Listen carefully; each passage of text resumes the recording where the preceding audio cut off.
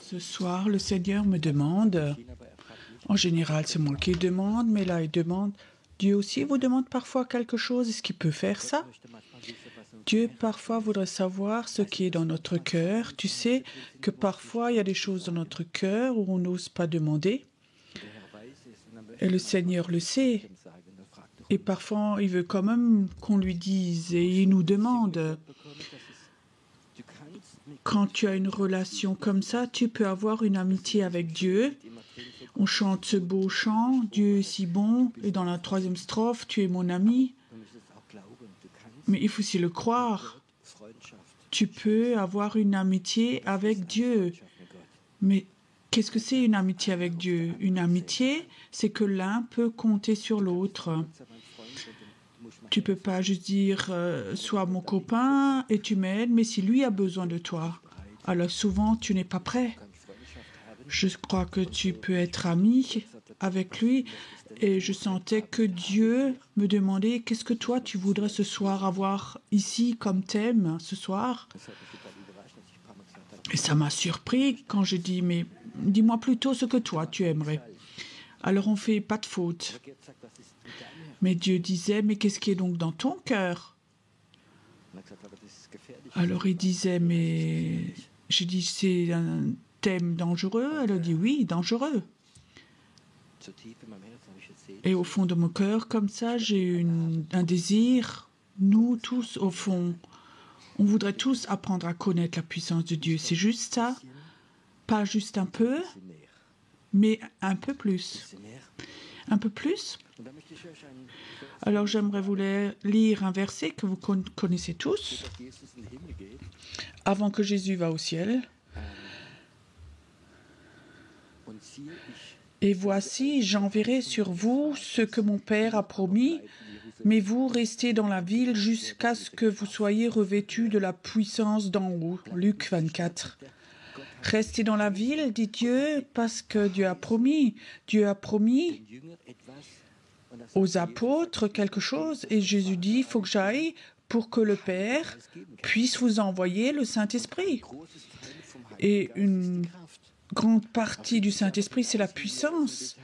Il les conduisit vers la Béthanie, allant lever les mains, il les bénit. Pendant qu'il les bénissait, il se sépara d'eux et fut enlevé au ciel.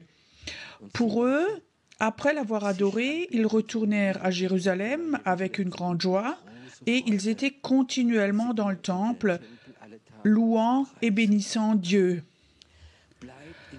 Restez à Jérusalem jusqu'à ce que la puissance vienne sur vous.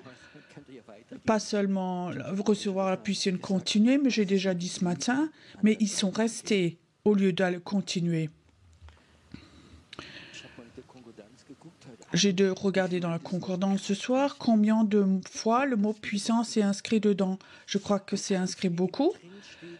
Et une chose qui est souvent notée, c'est ce que vous connaissez du Notre Père. À la fin de la prière, à toi toute l'honneur, la puissance et la gloire pour l'éternité.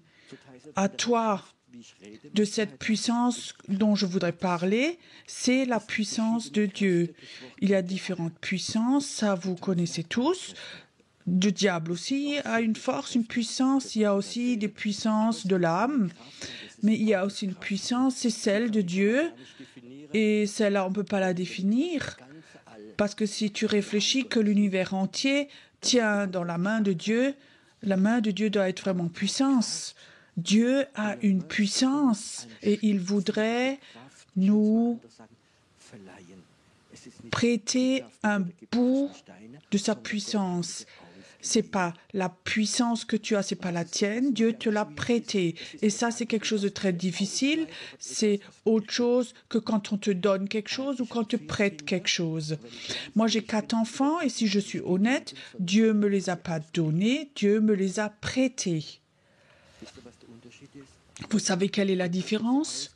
Dieu me les a prêtés, moi je les aime, je leur aide, j'essaie de faire tout ce que je peux pour eux, ce qui est dans ma capacité, mais je les rends à Dieu. Ils leur appartiennent. Et je ne veux pas toute ma vie contrôler mes enfants. Dieu ne voudrait pas que nous contrôlions qui que ce soit. Et ça, c'est peut-être une parole qui touche beaucoup de personnes. Ce ne sont pas tes enfants, ce sont les enfants que Dieu nous a donnés, prêtés, et ils retournent à lui. Et je crois que c'est quelque chose d'important. Sinon, bon, surtout à certaines mères, tout tourne autour de leur enfant. Les enfants ont déjà 30 ans. Et les parents sont toujours encore préoccupés tout le temps de leur enfant. Je crois que c'est un temps où moi j'ai dit, Dieu, moi je te les rends, ils sont maintenant adultes, ils sont la majorité mariés, ce sont tes enfants, je les bénis, si je peux leur aider, je te les rends, mais ils appartiennent à Dieu. Alors Dieu peut faire avec eux ce qu'il veut. Mes enfants, ils n'ont pas le droit, pas besoin de faire ce que moi je veux. Beaucoup de pères spirituels, des pasteurs aussi, ils ont juste une vision, un but. Mon fils, ma fille doivent reprendre ce que moi j'ai créé. Et je dis, moi, j'ai pas ça du tout en moi. Moi, j'ai rendu mes enfants à Dieu et lui doit faire avec eux ce que lui voudrait. Et comme ça, c'est aussi avec la puissance de Dieu. Dieu veut nous donner une puissance, mais cette prise de conscience, c'est pas ma puissance, c'est sa puissance. Et j'espère qu'il peut me donner beaucoup et que je le perds jamais ça. Dieu, c'est quelque chose que tu m'as prêté et à tout moment, tu peux le reprendre. C'est ta puissance. Et toi, tu reçois toute gloire pour cela. Il y a dans la Bible, il y a un don de l'esprit, on n'a jamais tout à fait compris, c'est le don de l'action de grâce. Qu'est-ce que c'est que cette puissance d'action de grâce? C'était il y a 50 ans à peu près. Dieu les a rendus très forts pour ceux qui étaient chrétiens, où les hommes et les femmes ont prié. Sous la puissance, ils sont tombés, ils sont reposés dans l'esprit. Et ceux qui ont vécu cela, justement, et tu te reposais dans l'esprit, c'était beau, où tu apprenais ce lâcher prise. Et souvent, Dieu parlait aussi au moment où les gens se reposaient dans l'esprit. Mais après, j'ai vu des choses, et beaucoup de leaders spirituels aussi, et Dieu a vu aussi qu'on a malmené ce don. Moi, j'ai vécu où des prédicateurs disaient « Waouh, chez moi, il y en a 50 qui sont tombés, chez l'autre, moi, que 20. Ça, c'est pas très bon. Chez moi, ils tombent, chez toi, pas. » D'autres disaient « Oui, chez moi, ils tombent pas, on est biblique, et ça, c'est pas biblique. Il faut pas qu'ils tombent vers l'arrière, il faut qu'ils tombent vers l'avant. » Qu'est-ce qu'il y a eu comme discussion au sujet de ce tomber? Et tu sais pas si les serviteurs ou ceux qui prêchent, mais les gens se sentaient très spirituels quand ils se laissaient tomber. Je connaissais un prêtre catholique, pasteur Itzal, c'était un prêtre catholique charismatique, il avait vraiment le don. Lui, il priait avec les sœurs et il tombait par rangées, mais il disait... C'était pas un théâtre charismatique. Il disait, quand moi je prie, personne n'a le droit de les attraper. S'ils tombent dans l'esprit, ils se font pas mal. C'est juste, hein? Et nous, on a fait un théâtre charismatique. Oui, je sais encore, j'ai prié pour beaucoup de gens, ils étaient là jusqu'à ce que je prie, alors ils se sont retournés. Non, celui-là, il n'est pas assez fort pour me porter. Cherche-moi quelqu'un d'autre. Alors, ils ont regardé s'il y avait quelqu'un. Tu comprends? Et alors, ça a continué. Qui avait le plus de force, plus de puissance? On regardait sur cette puissance prêtée. Et en moi, il y avait quelque chose qui disait, Seigneur, on fait beaucoup de dégâts, reprends cette puissance. Et Dieu a sans doute, à 95%, il a repris cette puissance parce que c'était quelque chose, nous avons malmené cette puissance.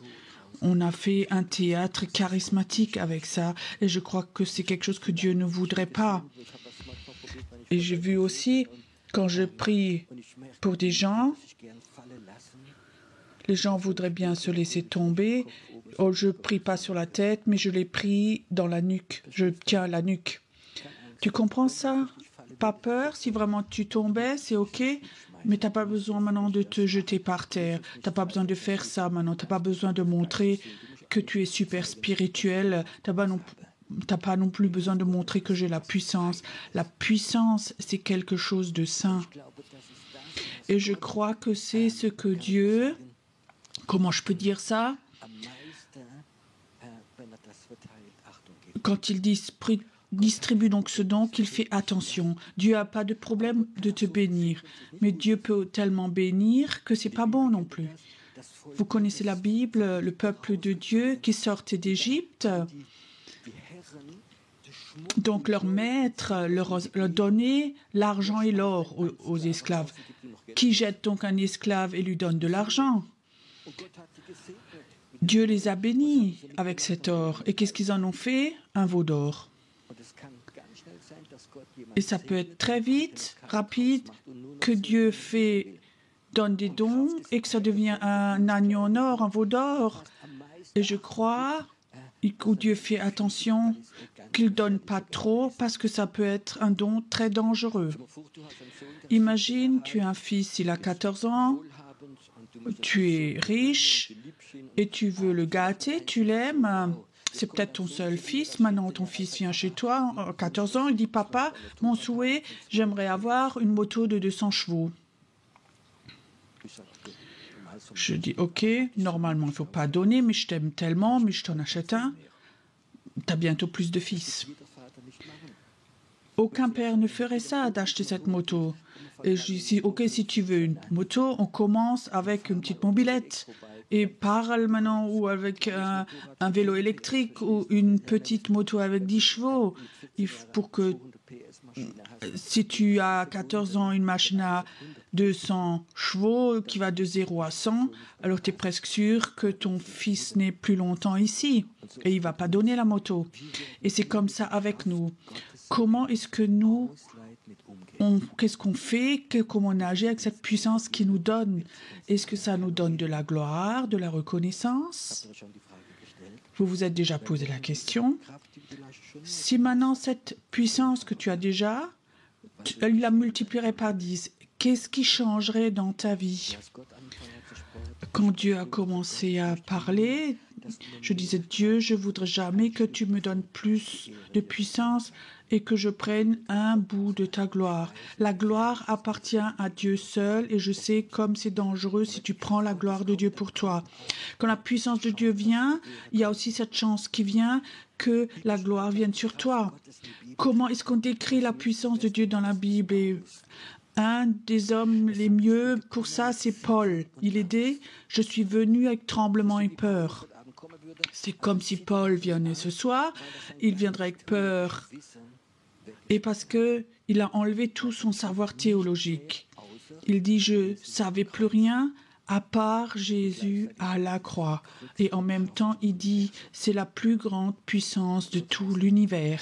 Ça veut dire, premièrement, Paul savait, il n'avait rien, il ne peut rien, tout son savoir théologique qu'il avait pendant des années, il avait un super savoir, il a tout mis de côté, il est venu, il ne savait plus rien à part Jésus à la croix. Maintenant, tu imagines, tu es invité pour prêcher ou chez des gens importants, et alors tu sais plus rien d'autre que Jésus à la croix, il est mort et ressuscité. Il veut raconter ça, mais il sait que dans ce message, il y a la plus grande puissance de l'Évangile.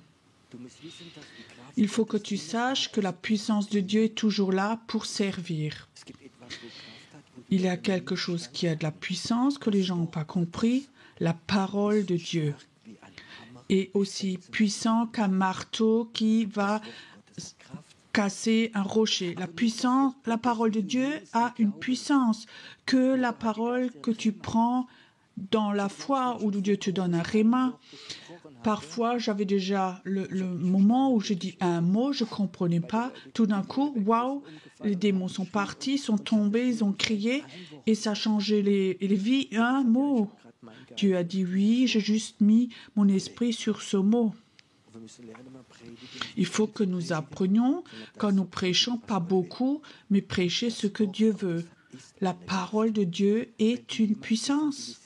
Quand tu évangélises quelqu'un, c'est une puissance, c'est des puissances spirituelles ou d'autres puissances spirituelles lient d'autres personnes pour les garder et toi tu racontes que Jésus les aime, qu'il est mort pour eux par amour, il veut leur effacer les péchés, ça a une puissance spirituelle, beaucoup de puissance démoniaque qui les liait.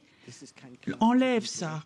C'est pas une puissance de l'intellectuel, de l'intelligence, c'est une puissance de l'esprit. Il faut que tu saches quand tu évangélises, il y a une puissance qui est libérée surnaturellement. Ça n'a rien à voir avec des arguments. Tu peux vendre des choses, mais tu ne vas jamais amener à la nouvelle naissance si la puissance de Dieu n'est pas là. Il y a plusieurs années, mon épouse et moi, on était à Munich à une conférence. Et je me rappelle encore, c'est la première fois qu'on était dans la zone piétonne à Munich, il y avait beaucoup de monde. C'était très grand, on avait une poussette avec un enfant dedans. On se promenait comme ça. Et tout d'un coup, on passe dans cette zone piétonne, une place, il y avait une place là. Tout d'un coup, je sens, waouh, là, il y a la puissance de Dieu. Il y a la présence de Dieu ici. Et je continue à marcher. Je ne sais pas, quand je m'arrête comme ça, sans que je remarque, je commence à pleurer tellement la puissance de Dieu peut toucher. Je continue plusieurs mètres. C'est comme c'était parti. Alors je regarde mon épouse et elle le sent aussi. Et comme je suis quelqu'un de curieux, je voulais savoir pourquoi à cette place il y avait une puissance. Je me suis reculée 4-5 mètres avec la poussette et j'étais à cette place où il y avait cette puissance tellement forte. Et alors je voyais sur cette place un homme avec une Bible qui prêchait à une autre personne et j'entendais les mots, le sang de Jésus a la puissance de te pardonner, il a la puissance d'être enfant de Dieu. Et avec la Bible, il prêchait à une personne et toute la place était pleine de la présence de Dieu. Tu veux vivre cela, toi? Alors il faut que tu commences à prêcher l'Évangile. Il faut que tu commences à exprimer la parole. J'avais fait un culte de guérison. C'était dans un restaurant, dans la ville de Ladenburg-Mannheim, je ne sais plus. Donc on avait parlé avec le propriétaire, on veut louer tout le restaurant et les gens vont avoir donc des frites et un steak, ça coûtait peut-être 5 €. Et on va manger ensemble et je vais témoigner alors. Il y a beaucoup de gens qui venaient là. Bon, 5 € des frites et un petit steak. Beaucoup de chrétiens sont venus aussi, pas chrétiens. Les gens s'asseyaient. Et une dame de notre groupe vendait les tickets. Et alors, il y a une dame qui rentre.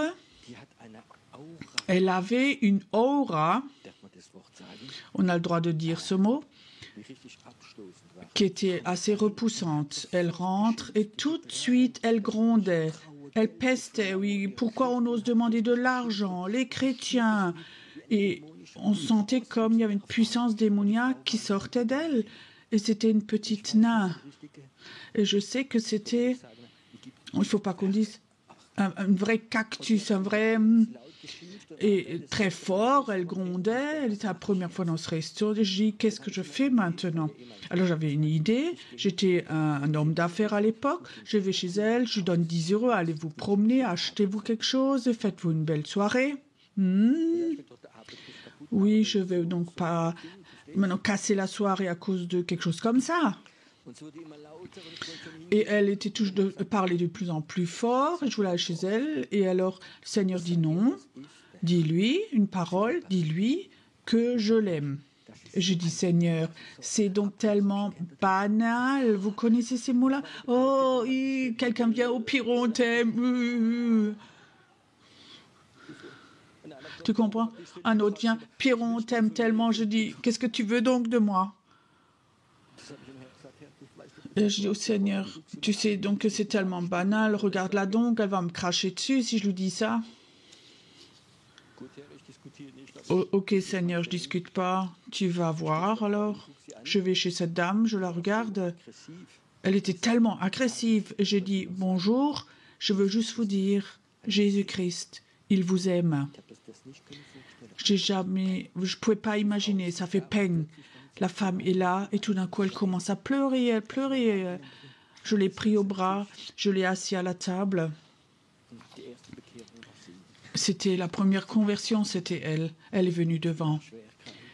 Elle était très malade, Dieu l'avait guérie, elle a eu la nouvelle naissance, baptême du Saint-Esprit, et après elle s'est laissée baptiser et elle a ramené des personnes au Seigneur. Après, elle m'a raconté son histoire. En tant que nain, elle est née, sa maman était une prostituée. À 6 mois, sa maman est partie à Berlin avec un souteneur et l'a laissée tout seule. Elle serait presque morte si la voisine n'était pas venue et l'avait emmenée à l'orphelinat. Elle serait morte. Elle est arrivée à l'orphelinat à 14 ans, elle s'est échappée. Et après, elle avait rencontré un copain, c'était un souteneur aussi. Et ça a recommencé chez elle. Et tu sais, ce souteneur, il m'a emmenée dans des bars. Et il fallait que je sois là, danser avec un serpent. Et tout le monde se moquait de moi parce que j'étais une nain, j'étais nulle, et j'avais honte. J'avais honte d'être là avec mon corps tout nu. Et cet homme m'a tellement battu, il m'a tellement battu qu'un jour je ne supportais plus. Je suis partie en courant dans la rue sous un camion, mais malheureusement, il ne m'a pas attrapé, le camion. Et alors elle me raconte, tu sais, ça, c'était ma vie. Et ça, c'est la raison pourquoi c'était un cactus, cette dame. Et cette seule parole, Jésus-Christ t'aime, c'était comme une puissance qui a enlevé toute puissance démoniaque d'elle.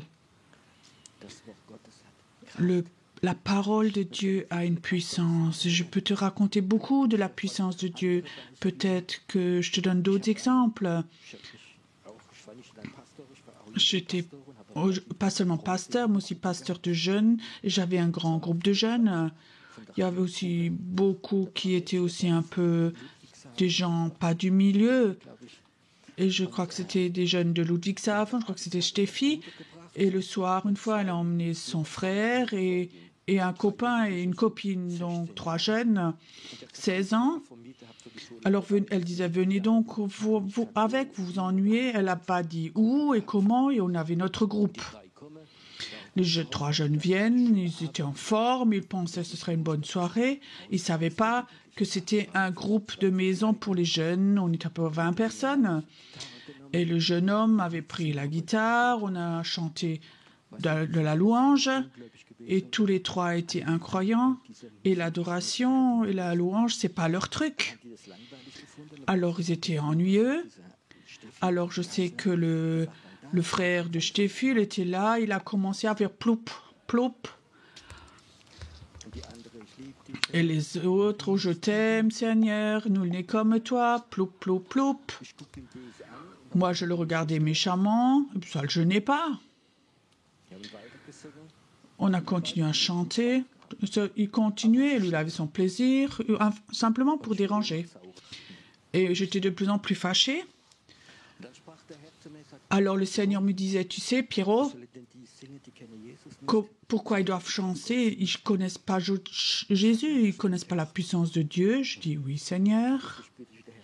Tout d'un coup, je sens comme le Seigneur dit, tu ne veux pas leur montrer? Je dis, mais comment montrer? Mais s'ils voyaient la puissance de Dieu, ils croiraient. Je dis, oh Seigneur, mais il y a donc d'autres choses maintenant. On fait donc de l'adoration maintenant. Alors j'ai arrêté le chant et j'ai demandé le jeune, le type, est-ce que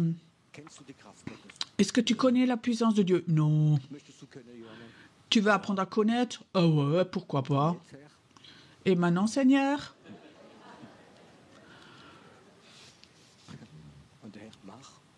Et le Seigneur m'a fait.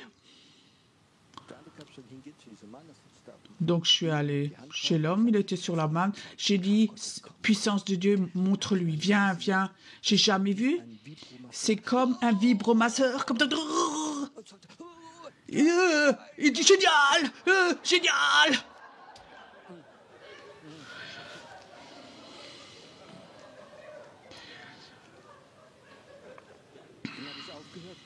Alors j'ai arrêté. Alors Didier, cool, cool, cool. Alors le Seigneur dit, maintenant jeune, prends ta main et mets-la sur la copine à côté et transmets ça. Ah oui, ah oui, ah oui. Ils n'ont pas de problème avec des doutes. Il met sa main à côté et la fille dit, ouais, c'est génial, c'est génial. Alors tu montes à l'autre côté avec ton copain. Fais pareil, la puissance de Dieu venue sur tous les trois. La puissance de Dieu est sur tous les trois. Et tout d'un coup, on les a demandé, demande-les maintenant du Seigneur. Est-ce qu'ils veulent connaître Jésus? Oui, oui, oui, oui, oui. La puissance.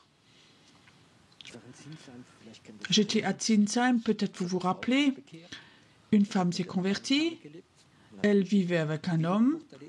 C'était une nouvelle naissance. Elle rentre chez elle et elle dit à son copain, ils n'étaient pas mariés, écoute, je me suis convertie, on n'est pas mariés, je ne vais plus avoir de sexe avec toi. L'homme a dit, je crois que tu es un peu folle. Il a dit, ouais, ok, on va en parler l'autre jour, mais elle a dit, non, non, va-t'en. Et il est devenu méchant, méchant. Certains hommes peuvent peut-être dans ce domaine être un peu bizarres dans ce domaine. Et cet homme était très agressif. Alors, il dit, je vais aller avec. Et avec ton pasteur, je vais faire de la viande hachée. Je vais parler avec lui. Alors, elle m'appelle, elle me le dit. Oui, beaucoup d'hommes m'ont déjà dit ça et tout. Et effectivement, elle l'a pris, elle l'a emmené. Tu sais, il s'est assis dans la première rangée. Là. Il est là, assis première rangée, bras croisés. C'était déjà un gros paquet comme ça. J'avais pas le temps de dire quelque chose au service d'ordre. Je crois que s'il était venu devant, j'aurais été mort. Il était là. Maintenant, il faut prêcher. Tu as quelqu'un devant toi. Tu sais, à la fin de la prédication, il va venir vers toi. Tu sais, en tant que pasteur ou prédicateur, tu es toujours mal placé. Si on a un qui vient chez toi, si tu lui tapes dessus, tu es un mauvais pasteur. Et j'ai pas non plus envie de me laisser taper dessus. Peu importe ce que tu fais, c'est toujours faux. Alors il était là devant, et maintenant il faut prêcher. Il y en a un devant toi qui te regarde. Alors je me suis mis de côté comme ça, et je regardais dans l'autre direction, et j'ai prêché. J'ai prêché là alors. Et à la fin de la prédication, j'ai dit Amen. Il est là assis comme un petit enfant. Il pleurait, il tremblait de tout son corps. Je serais bien allé là-bas et je dis est-ce que vous voudrez bien me tabasser dessus maintenant?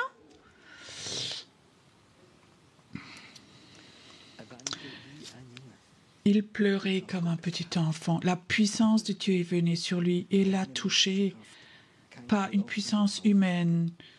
Pas un service d'ordre qui l'a emmené dehors. La puissance de Dieu est venue sur lui. Et tu sais, cet homme, ce soir, il s'est converti, on a prié ensemble. Dieu voudrait nous prêter la puissance. Mais tu sais, dans la mesure, nous savons la gérer. La puissance de Dieu est d'abord pour servir les gens, pour propager l'évangile, la parole de Dieu, l'apprendre. Dieu ne veut pas donner une puissance qui ne connaît pas la parole de Dieu, qui n'a pas de sagesse. Souvent, ça manque de sagesse. Les chrétiens qui veulent utiliser la parole, quand j'entendais les chrétiens, quand ils sont enthousiastes, comme ils ont parlé avec le diable. Tu sais, ils ont oublié que le diable est aussi une créature de Dieu. Dieu l'a créé. Dieu lui a donné l'autorité. Et dans Jacques, il est écrit, nous n'avons pas le droit de maudire le diable. Et quand je voyais des chrétiens, comme ils ont dit les pires mots au diable, je suis contente que rien n'est venu contre eux. Et ils ne pouvaient pas gérer cette puissance ou si des gens proclament et je sens qu'il n'y a pas de puissance derrière, c'est des mots morts. Je crois une des choses les plus importantes, si tu veux apprendre à connaître la puissance de Dieu, c'est la sagesse. La sagesse et l'humilité. Et je crois que c'est tellement important comme Paul qui dit « J'ai tout le savoir que je savais, je l'ai méprisé ». La Bible dit « Dans la faiblesse, je suis fort ». Si tu mets ta puissance et celle de Dieu ensemble, ça va pas. Ça va pas du tout.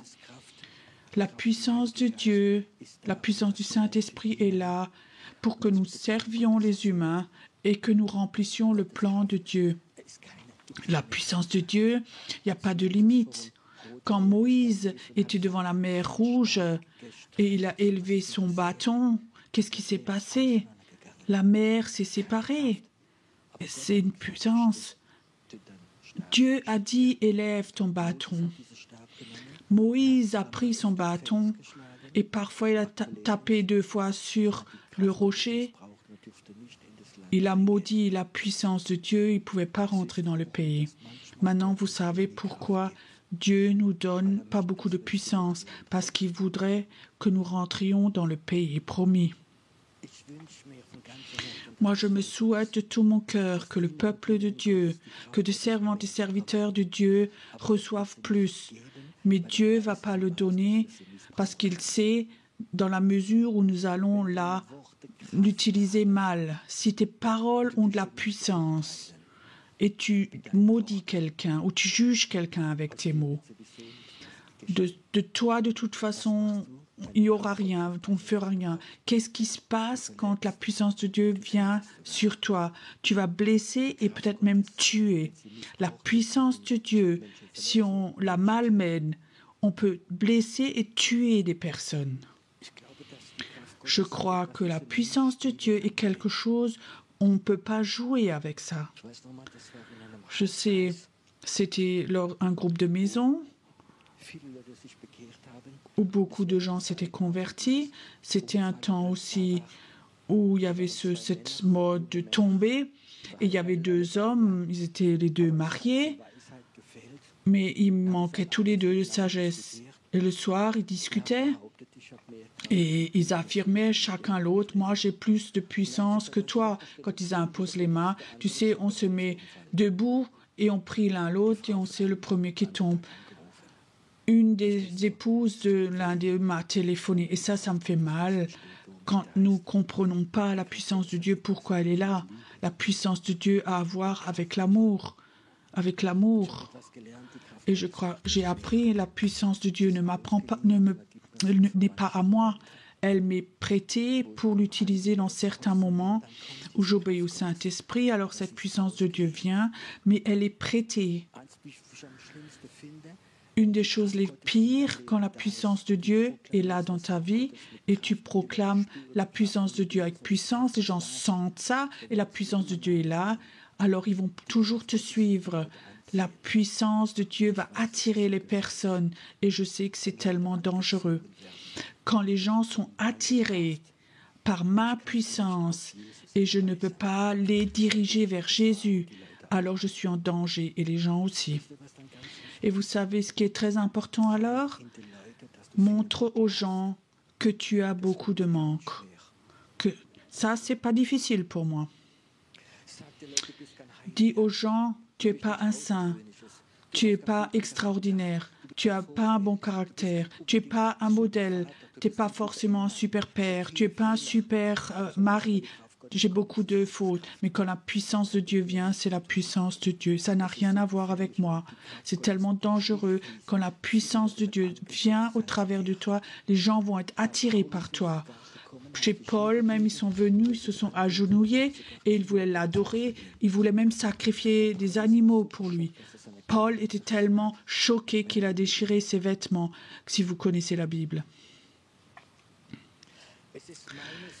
C'est mon désir, tout au fond de mon cœur, que Dieu déverse sa puissance, qu'on sert avec des signes et des miracles. La puissance de l'Évangile doit être là pour des signes, des puissances pour faire le surnaturel. Je sens tellement fort quand Moïse est allé chez le Pharaon et lui montre la puissance avec son bâton. Alors il a appelé ses sorciers et eux aussi avaient un bâton. Ils l'ont aussi jeté par terre et c'était aussi des serpents après. Mais le serpent de Moïse a bouffé les autres serpents. Ne joue pas avec la puissance de Dieu. Ne reçois pas des sentiments de valeur avec la puissance de Dieu. Les sentiments de valeur, tu les as parce que tu es enfant de Dieu, pas à cause de la puissance. C'est grave de croire que si tu as de la puissance, tu es un enfant de Dieu et tu méprises ceux qui n'ont pas encore la puissance. Dieu ne t'aime pas parce que tu as la puissance, mais parce que tu es un enfant de Dieu et il te donne la puissance pour servir et que tu lui donnes la gloire à lui seul. C'est la Pentecôte et le Saint-Esprit est venu et il a rempli les apôtres avec la puissance. Pour des signes et des miracles se sont réalisés. Pierre, celui qui était le super loser, qu'il a renié 3 fois, il voit là que quelqu'un est paralysé, j'ai pas d'argent et d'or, mais au nom de Jésus, lève-toi. Et il s'est levé. Et plein de gens sont venus à la foi parce qu'ils ont vu cela. Si tu commences à avoir une puissance, beaucoup qui regardent vont venir à la foi à cause de la puissance qui va couler au travers de toi. Et en même temps, tu es en danger. Ellen Jones, qui était un papa spirituel un peu de moi, me racontait, il était en Grèce et une femme lui disait, mon frère est dans le coma, ils attendent qu'il décède et c'est irrémédiable. Mais s'il peut tout de même aller là-bas prier, il est allé là-bas. Il a dit, cet homme donc était aux soins intensifs, il était dans le coma, dans plusieurs jours, ils vont arrêter les machines, ça ne sert à rien. Donc le cerveau est mort, il n'y a rien à faire. J'ai courtement prié. Il fallait que tout de suite j'aille dans le taxi, tout de suite à l'aéroport, je devais vite partir en fait. Il dit 8 jours après, quelqu'un lui envoie un journal, c'est écrit, il y a un miracle qui s'est fait à l'hôpital, quelqu'un qui était condamné à mort s'est levé, le cerveau est en bon état, il est nouveau complètement reparti en bonne santé. Et je dis, Seigneur, tu aurais donc pu me dire 2 jours avant pour que je puisse prêcher sur ça. Dieu a dit non, je ne voulais pas que tu reçoives un bout de gloire de moi.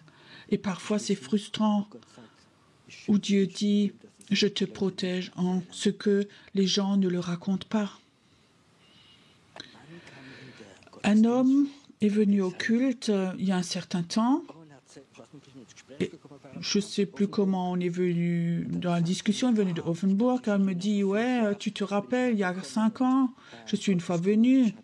Dieu est bon, j'avais une cirrhose du foie, les médecins disent on ne peut pas guérir, ça va devenir un cancer, je vais mourir. Et quelqu'un m'a dit, un collègue du boulot, mais va donc à Heidelberg, à la Taube. Là, il y a un homme, il va appeler ta maladie, t'impose les mains et après tu es guéri. Alors il dit, je suis allé à Heidelberg il y a 5 ans, je me suis assis et effectivement, il y a quelqu'un t'a appelé, t'a dit, t'as cirrhose du foie, j'ai imposé les mains, il est allé à l'hôpital complètement guéri. 5 ans plus tard, je le rencontre et il raconte, ou même 7 ans c'était. Alors je lui ai dit, mais t'as mis longtemps pour raconter ça. Et il dit, ouais, mais tu vis ça tous les jours, toi, de toute façon.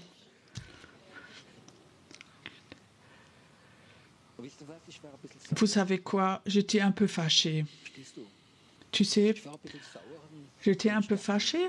Et je disais, j'ai parlé avec Dieu, écoute, je trouve que c'est pas normal. Ça encouragerait donc les chrétiens si tout de suite on raconterait les choses, pas 7 ans après. Et Dieu me disait, tu sais, ça c'est ta protection. Tu verras peut-être entendre 5% des guérisons qui se passent. C'est pour ça que je fais ça, pour te protéger, parce que tu ne le supporterais pas. Nous ne le supporterions pas. Dieu fait beaucoup de choses cachées parce que tu ne supporterais pas.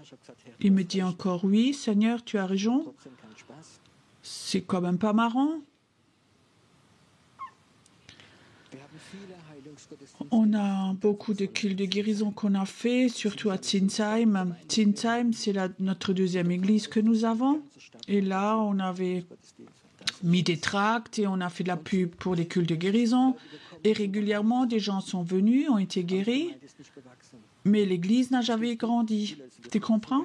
Les gens sont venus, ont été guéris, ils ont même témoigné, ils ont écrit, ils ont donné témoignage à l'église. On a vécu beaucoup de miracles, mais l'église n'a pas grandi.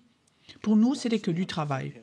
Alors je dis, Seigneur, écoute, c'est pas bon, c'est pas juste, beaucoup de travail, beaucoup d'argent, faire des cultes de guérison, et on n'a pas de croissance. Et parfois, quand je suis un peu frustrée avec chez lui, je crois qu'il n'est pas fâché, il sourit même. Après, donc, on avait le prochain culte de guérison. Il y a beaucoup de personnes là, c'est rempli, les gens viennent, on prie, il y a des guérisons qui se passent, je rentre chez moi de nouveau. Le soir à 11h, je crois que c'est Stéphane qui m'a encore téléphoné le soir. Il me dit, Pierrot, imagine, devine ce qu'il y avait dans le tronc d'offrande. Je dis, oui, je connais ça, sans doute 50 €. 27 000 € en liquide dans le tronc d'offrande. Je dis, Seigneur, qu'est-ce que c'est ça? Ce que j'ai commandé, je le paye.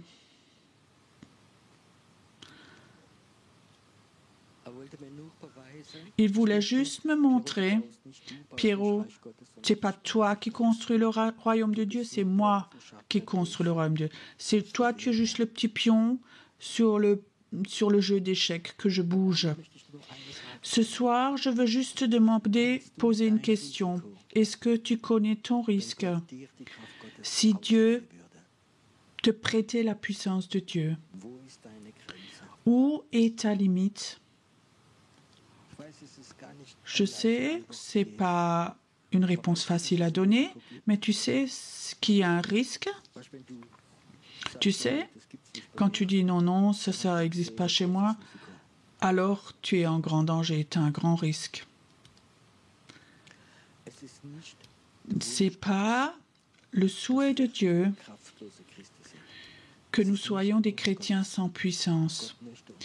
Dieu veut nous donner sa puissance, nous la montrer, mais elle nous est prêtée et elle est là pour glorifier Jésus et pour le servir. Rien d'autre. Je souhaite de ma chair souhaite beaucoup, beaucoup plus, mais parfois je sais tout à fait, je ne veux pas un milligramme de plus, Seigneur, que ce que toi, tu veux me donner où je suis en danger. Ça, c'est ma prière, c'est mon désir le plus profond. J'aime la puissance de Dieu, fantastique, mais je sais très bien que chaque personne et moi, je suis en danger. C'est que quand ça va au-dessus d'un limite. Et je crois que si on veut abaisser la limite, important, c'est la sagesse, l'obéissance et l'obéissance. Dieu va te donner un bout de foi pour que la puissance vienne. Si ce soir, je vous propose une prière, je dois prier pour l'humilité ou pour la puissance? Tu comprends ça? Qu'il y a un manque d'humilité, oui? Qu'il y a un manque de sagesse? Je suis juste ici, bon endroit. Je crois ce qui doit être dans notre cœur. Je crois en la puissance de Dieu et je crois qu'elle va devenir de plus en plus forte, mais certaines personnes vont être anéanties. Je raconte une dernière chose qui m'a donné beaucoup à réfléchir. Il y a dans les années 60, un temps, il y avait un journal qui s'appelait Voice of Healing ou Healing Voice. Il y avait plus de 100 évangélistes guérisseurs comme Catherine Kuhlman. C'était des hommes et des femmes de Dieu qui vivaient des miracles et des miracles en Amérique. Ils faisaient des réunions avec 10 000, 15 000 personnes et dans une soirée, il y a 10 personnes en chaise roulante qui se levaient. Ou plus de 100 hommes et femmes connus qui prêchaient là-dedans. il y avait 5 généraux, vous pouvez lire là-dedans. Et après 10 ans, il n'y avait que encore 3 dans le ministère. Beaucoup sont morts. Certains ont abandonné. Certains sont devenus alcooliques. Certains ont atterri en psychiatrie. Ils étaient pleins de puissance de Dieu. Et il y avait un temps où Dieu, après, a presque enlevé ce don pour protéger ses enfants. Mais je crois que Dieu a un plan pour le réveil. Et il voudrait de nouveau commencer à déverser sa puissance pour toi et pour moi, pour ceux qui veulent servir. Et elle va venir. Mais ce n'est pas un cadeau pour que tu puisses jouer avec, mais c'est quelque chose de saint. Quand Dieu dit stop, alors il faut que tu stoppes et pas continuer. Je peux raconter encore beaucoup de choses comme ça, mais je crois vraiment que pour ce réveil, il y a aussi un réveil de puissance où des gens tout simples, peut-être qu'une femme de ménage, quelqu'un qui n'a pas de travail, qui dit au plus grand des satanistes, qui dit maintenant tu t'agenouilles, tu te mets sur tes genoux, ça va se faire. Dieu cherche des gens comme ça, à des gens auxquels il peut prêter sa puissance. Il cherche des personnes comme ça. Je veux rien faire d'autre ce soir que de vous préparer pour recevoir la puissance de Dieu. Pas pour vous démotiver, mais pour vous préparer, parce que Dieu voudrait nous préparer pour que la puissance de Dieu puisse vraiment venir dans ta vie. Qu'il y a des moments où tu ne l'appliques pas, malgré que tu puisses l'appliquer. La Bible dit, le don est soumis au prophète.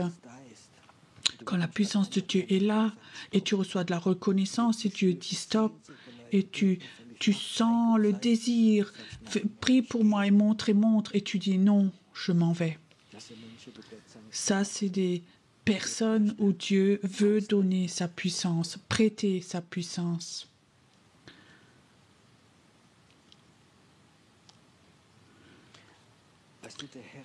Tu sais, le Seigneur est là de différentes manières. Parfois, je sens que le Seigneur est là. Il y a un immense enthousiasme, une immense joie. Et parfois, c'est quelque chose d'autre qui est là, où nous réfléchissons, où nous méditons. Et ça, c'est bon comme ça. Je crois que beaucoup d'entre vous ce soir réfléchissent et méditent ce soir.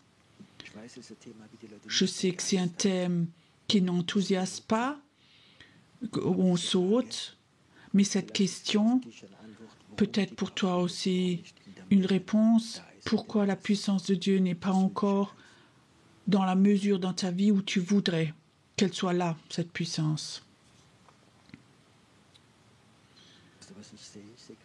Tu sais, je vois maintenant comme le Saint-Esprit est là maintenant et il cherche des personnes. Il cherche comme des pistes d'atterrissage. Est-ce que ce soir je peux atterrir chez toi? Est-ce que je peux te donner une révélation? Peut-être une révélation pourquoi dans ta vie tu as eu si peu? L'esprit de révélation est un des dons d'esprit les plus importants des révélations. Parfois nous le recevons. C'est comme une préparation, c'est comme un moule à gâteau. Tu veux faire un gâteau et pour que le gâteau ne colle pas, ne brûle pas, tu mets en bas un peu d'huile ou du beurre. Le don de connaissance, c'est que Dieu peut te donner quelque chose pour que chez toi, ça ne brûle pas, que tu sais, ça appartient à Dieu. Ce gâteau lui appartient à Dieu. Et c'est là pour le servir. Je vois maintenant, il se pose maintenant sur des personnes. C'est comme si Dieu dit à quelqu'un, fils, j'aimerais te donner tellement. Là derrière, ces deux hommes qui sont là derrière, toi qui te retournes maintenant, je vois comme Dieu dit, j'aimerais te donner tellement. Mais ton toi est entre et il ne veut pas te blesser. Il veut que ton toi, tu lui donnes et tu vas apprendre à connaître la puissance de Dieu. C'est planifié que la puissance de Dieu vient sur toi. C'est le plan de Dieu. Merci Seigneur que ce soir tu es là et que ta main cherche des personnes, pas par enthousiasme, mais du fond de leur cœur. Ils ont ce désir, ils ont cette soif qui fait mal. Seigneur, j'aimerais tellement avoir.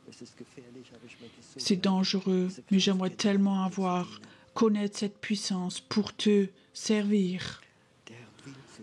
Le Seigneur voudrait te la donner. Le Seigneur n'est pas économe, mais il est sage. Et Seigneur, j'aimerais que maintenant, que tu étends ta main ce soir dans cette salle. Et aussi pour ceux qui sont à la maison. Ce soir, tu peux le recevoir chez toi comme tu le reçois ici maintenant. Reçois maintenant la connaissance. Quelle mesure de puissance Dieu peut te donner. Ce n'est pas quelque chose avec quoi nous jouons. Tu ne donnes pas à un enfant un pistolet chargé. La puissance de Dieu est plus forte qu'un pistolet chargé. Elle est là, cette puissance, ce soir. Elle est là. Le Seigneur attend que toi, tu les promesses. Seigneur, si tu me donnes une mesure, je vais te respecter. Je veux prendre soin de cette puissance. Je vais en prendre soin. Ce n'est pas ma puissance, c'est la puissance de Dieu. Elle appartient à Dieu. Et il voudrait sur cette terre nous la prêter. Et tu sais quoi? Elle est sans limite. Elle n'a pas de limite. Et si tu es là ce soir et tu penses, je suis qu'un petit rien du tout, et Dieu dit, j'ai rien, pas de problème de donner ma puissance à un petit rien du tout. Elle est là maintenant, la puissance. Père, je te remercie que tu as distribué ta connaissance et que maintenant tu commences à poser ta puissance maintenant sur les personnes. Que ce soir, comme un poids, la Shekinah de Dieu, qu'elle vienne sur toi ce soir, ce manteau de puissance, ce manteau du serviteur où il y a une puissance dedans. Dieu dit, j'aimerais te donner ce manteau. Ce soir, tu peux le sentir, que ce manteau de puissance est posé sur toi, qu'il est là pour transmettre l'Évangile, pour guérir des malades, pour prier des miracles, pour faire de la délivrance. Reçois ce soir. C'est comme une lourdeur, un manteau qui est posé sur toi. C'est le manteau de la puissance. Certains vont se rappeler, peut-être plusieurs années, ils vont dire, oui, je me rappelle, cette Pentecôte à Béanbach, ce dimanche soir, il y a ce manteau de puissance qui est venu sur moi. Là, je l'ai reçu. Je l'ai avec soin gardé, avec soin. Je n'ai pas seulement mis dans un coin, mais j'ai travaillé avec lui. Écoute, si tu es là maintenant et tu sens ce manteau de puissance est posé sur toi, tu sens comme une lourdeur qui est sur toi. Peut-être que certains ont même du mal à se lever parce que c'est posé sur toi. Si tu es là et tu as maintenant reçu ce manteau de puissance, pas parce que tu veux quelque chose, mais parce que tu as reçu ce manteau, lève-toi simplement où tu es maintenant. Dieu voudrait faire quelque chose encore de spécial.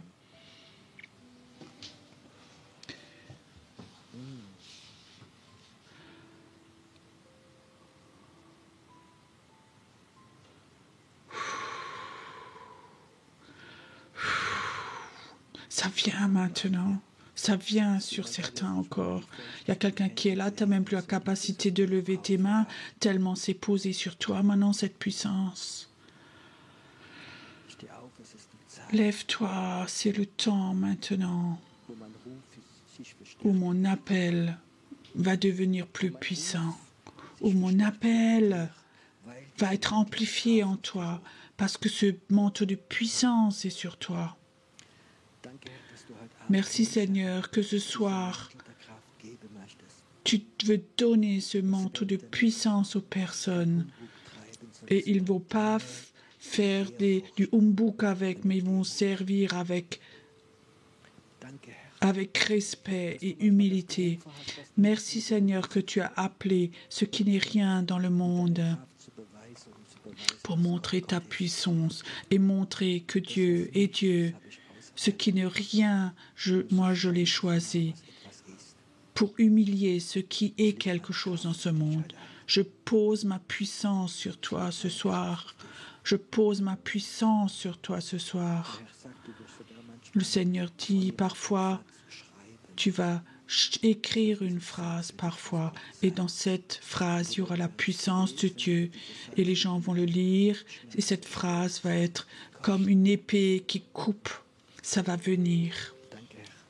Merci Seigneur, que ça va se multiplier, que ça va se multiplier, et que nous allons voir des fruits de cette soirée maintenant, que des fruits de cette soirée.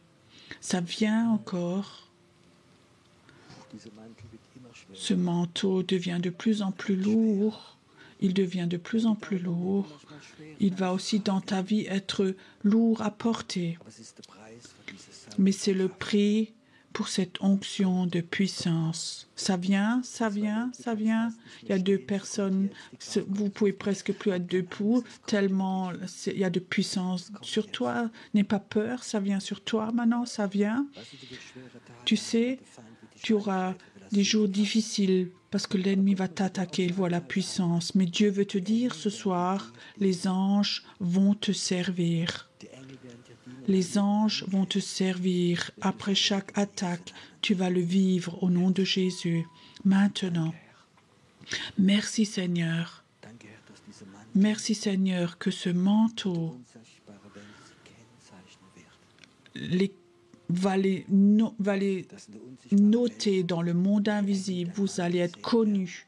Dans le monde invisible, les anges vont voir ton manteau et parfois dans la prière, ils vont t'aider à traverser.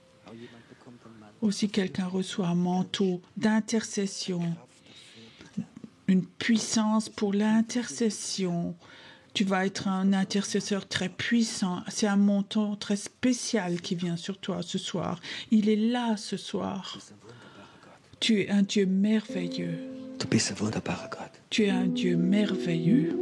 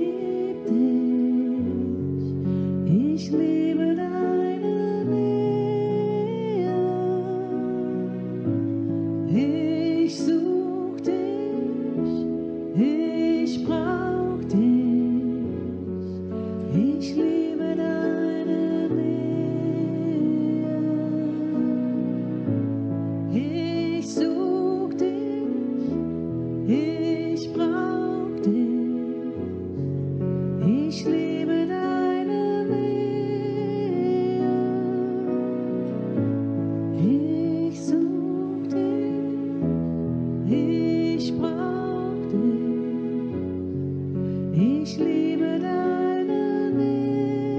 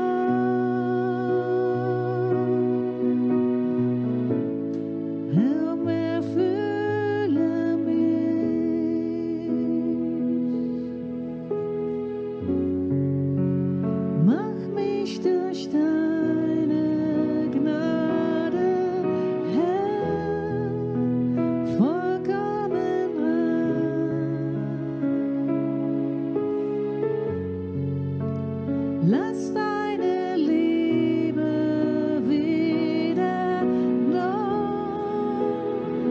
in mir sein. Ich such dich, ich brauch dich, ich liebe deine Nähe. Ich such dich, ich brauch dich, ich liebe deine Nähe.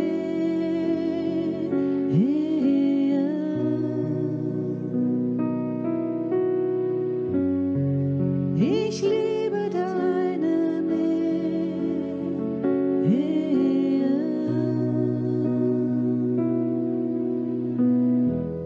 Geist des Vaters, du durchdringst mich. Heiliger Geist, komm und erfülle mich. Komm, erfülle mich. Herr, ich brauche deine Liebe und ich suche deine Gegenwart.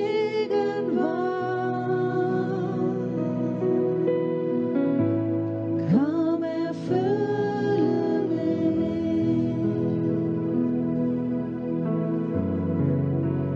Mach mich durch deine Gnade, Herr, vollkommen rein. Lass deine Liebe wieder neu in mir sein.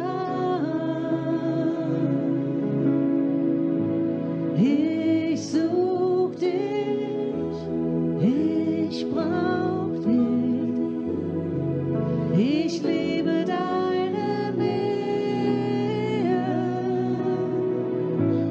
Ich such dich, ich brauch dich, ich liebe deine Nähe.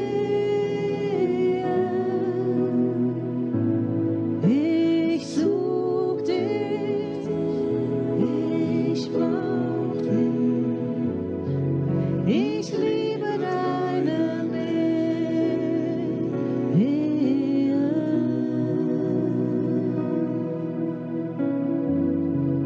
Ich liebe deine Nähe.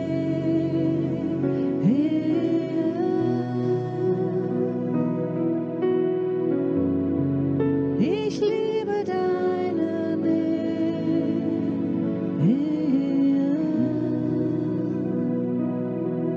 Geist Gottes, durchdringe mich.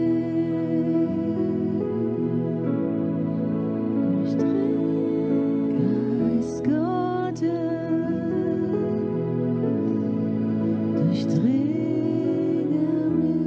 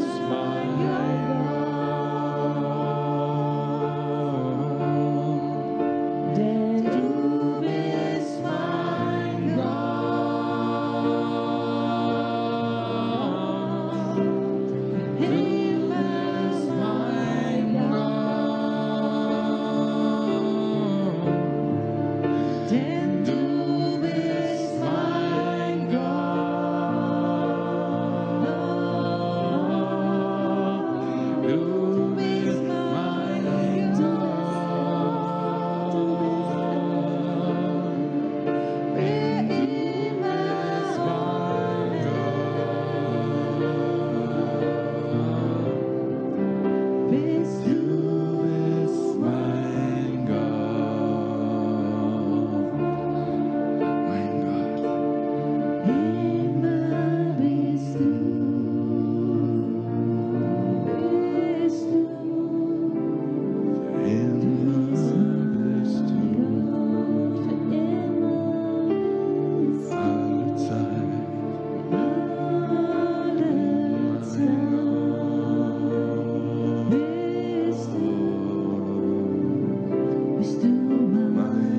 Gott, mein Vater, mein Gott, mein Vater.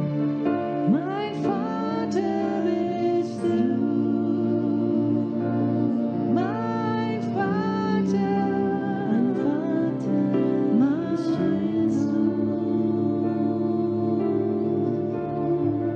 für immer bist du,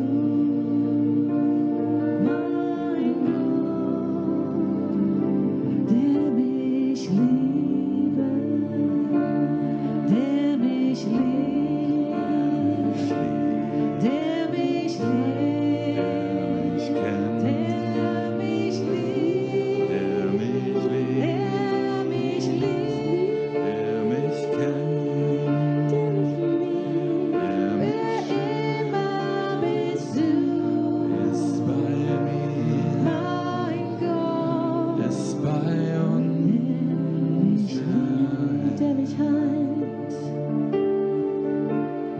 der mich heilt, der mich heilt.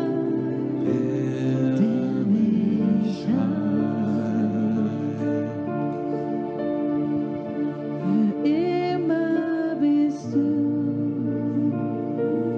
mein Gott, der mich heilt. Für immer bist du, mein Gott, immer bist der du, mich heilt, mein Gott, der mich heilt, für immer bist du, der mich heilt. mein Gott, für immer bist du, unser Gott, der du warst, der du bist und wirst sein, für alle Zeit, für immer bist du, unser Gott, immer bist du in uns, in mir, in unseren Herzen tief.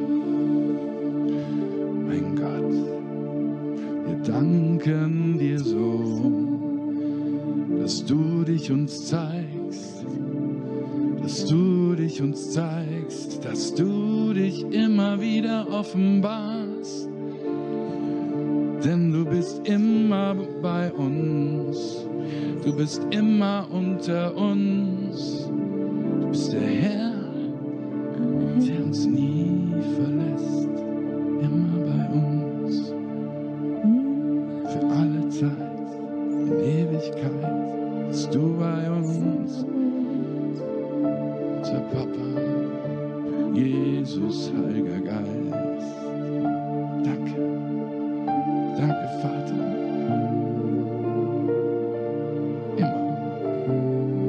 Immer bist du da.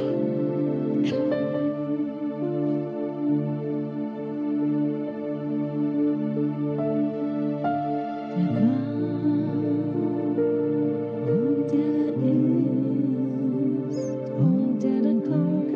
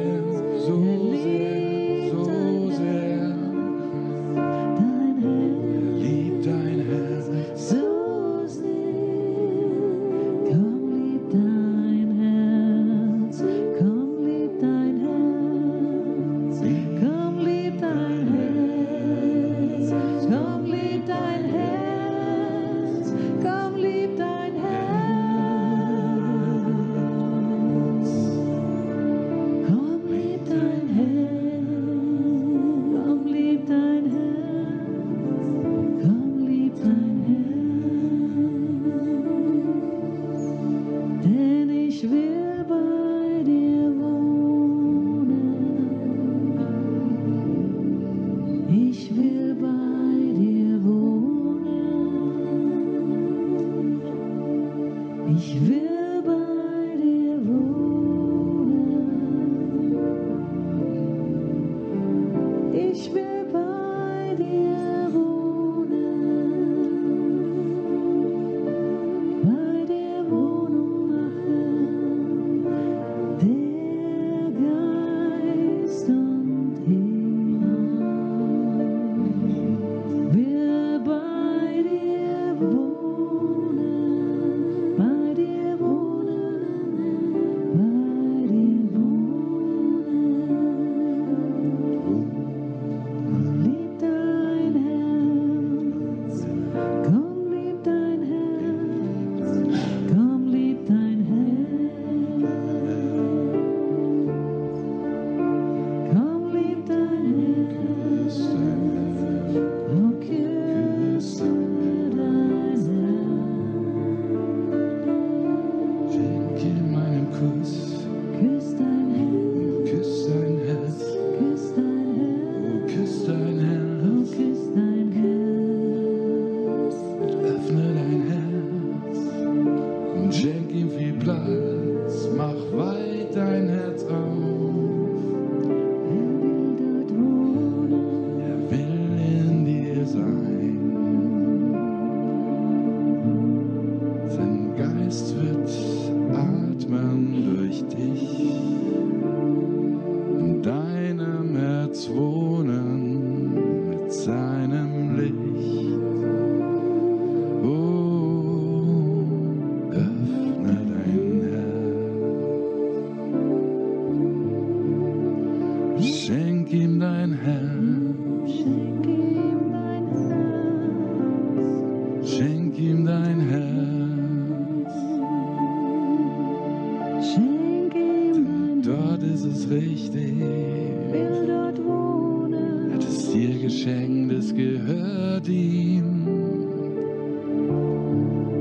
Schenk ihm dein Herz. Schenk ihm dein Herz. Schenk ihm dein Herz.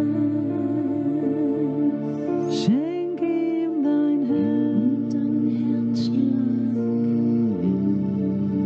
Schenk ihm dein Herz.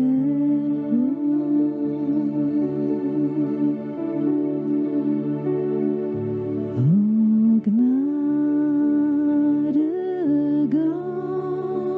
Gottes, die mich fand, die mir die Erlösung gab. Ich war verloren, doch er fand mich, gab Licht in meine Dunkelheit.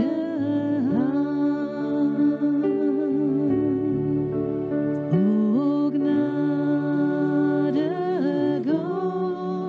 Gottes, die ich fand, die mir die Erlösung gab. Ich war verloren.